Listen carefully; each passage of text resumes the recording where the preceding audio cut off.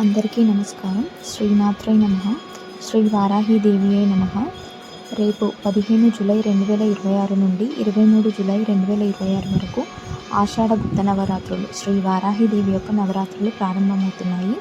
సులభ రీతిలో మన ఇంట్లోనే పూజ చేసుకునే విధంగా కావలసిన వస్తువులు, పూజా విధానం ఒకసారి చూద్దాం. గత సంవత్సరం పూజలో నేను దేవుడి గదిలోనే అమ్మవారి ఫోటో పెట్టి పూజ చేసుకున్నాను. కానీ ఈ సంవత్సరం ఎందుకో పీఠం ఉంటే బాగుంటుంది, ప్రత్యేకించి అమ్మవారికి పూజ చేసుకుంటున్నాం కాబట్టి అని దీన్ని ఆన్లైన్లో పెట్టడం జరిగింది, తీసుకోవడం జరిగింది. అలాగే అమ్మవారి చిత్రపటం ఒకవేళ మీ ఇంట్లో విగ్రహం ఉంటే అమ్మవారి విగ్రహం, అలాగే అమ్మవారికి సంబంధించి 2 దీపపు కుందులు, ప్రసాదం కోసం ఒక గిన్నె, తర్వాత నవరాత్రి పూజ చేసుకోవడానికి పూజా విధానానికి సంబంధించిన ఒక పుస్తకం. ఇందులో అమ్మవారి పూజ ఎలా చేసుకోవాలి, 9 రోజుల పూజా విధానం ఉంటుంది. అలాగే అమ్మవారి ప్రసాదం కోసం యాలకులు, అమ్మవారికి సంబంధించి శుభప్రదమైంది ఎక్కువగా ఇష్టపడేది ధూపం కాబట్టి ఒక ధూపం బాక్స్ తీసుకోవడం జరిగింది 9 రోజులకు వచ్చేలాగా. అలాగే పసుపు, కుంకుమ, ప్రతిరోజు అష్టోత్తరం చేసేటప్పుడు వాడేందుకు వీలుగా కుంకుమ 9 రోజులకు వచ్చేలాగా తీసుకున్నాం. అలాగే పసుపు గణపతి చేయడానికి కోసం పసుపు తీసుకున్నాం. అలాగే ప్రతిరోజు కొత్త వస్త్రాలను సమర్పించలేము కాబట్టి యజ్ఞోపవీతం తీసుకున్నాం. తర్వాత శుభప్రదంగా భావించేది పచ్చకర్పూరం, అమ్మవారికి వాసన అంటే చాలా ఇష్టం కాబట్టి పచ్చకర్పూరం తీసుకున్నాం.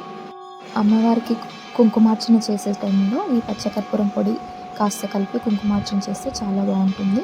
అలాగే చిట్టి గాజుల మాల, ఇది గత సంవత్సరం అమ్మవారి కోసం తయారు చేశాను. ఈ సంవత్సరం పాలతో కడిగి మళ్ళీ అమ్మవారి కోసం అలంకరించాలని అనుకొని అలాగే తీసుకున్నాను.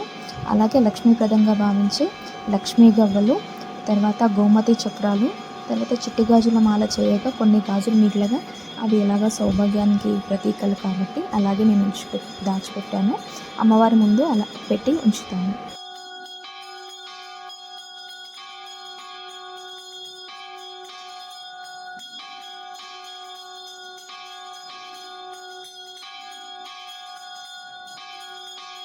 అలాగే పువ్వులు, అక్షింతలు పెట్టుకోవడానికి ఒక ఇత్తడి ప్లేట్ తీసుకున్నా.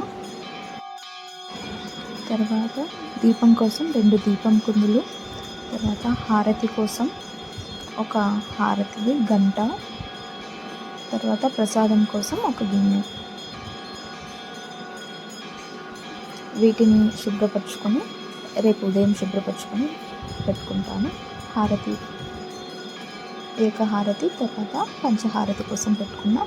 అలాగే ఉత్తరిని, తర్వాత మనం ఆచమనీయం చేయడానికి ఒకటి, పూజా ద్రవ్యాల కోసం 2 చెంబులు తీసుకోవడం జరిగింది. అలాగే అమ్మవారిని అభిషేకం చేయడానికి ఒక చిన్న పాత్ర తీసుకోవడం జరిగింది. వీటితో పాటు రేపు ఉదయం పువ్వులు, తర్వాత అమ్మవారి నైవేద్యం కోసం పండ్లు, తర్వాత తాంబూలం కోసం తమలపాకులు, వక్కలు, ఖర్జూరాలు, యాలకులు, లవంగాలు తీసుకోవడం జరిగింది. అలాగే అమ్మవారికి వస్త్రాలు సమర్పించేందుకు ఒక కొత్త చీర, 2 రవిక గుడ్డలు తీసుకోవడం జరిగింది. ఒకవేళ కొత్త చీర ఉంటే చీర పెట్టుకోవచ్చు, లేదంటే స్తోమత లేదు అనుకుంటే మనం పత్తితో వస్త్రాన్ని తయారు చేసి అమ్మవారికి సమర్పించుకోవచ్చు. అమ్మవారికి ఇలాగే పూజ చేయాలి, ఈ మంత్రాలు చదవాలన్నది ఏమీ నియమాలు లేవు కాబట్టి శక్తి కొలది భక్తితో ఎలా పిలిచినా అమ్మ పలుకుతుంది.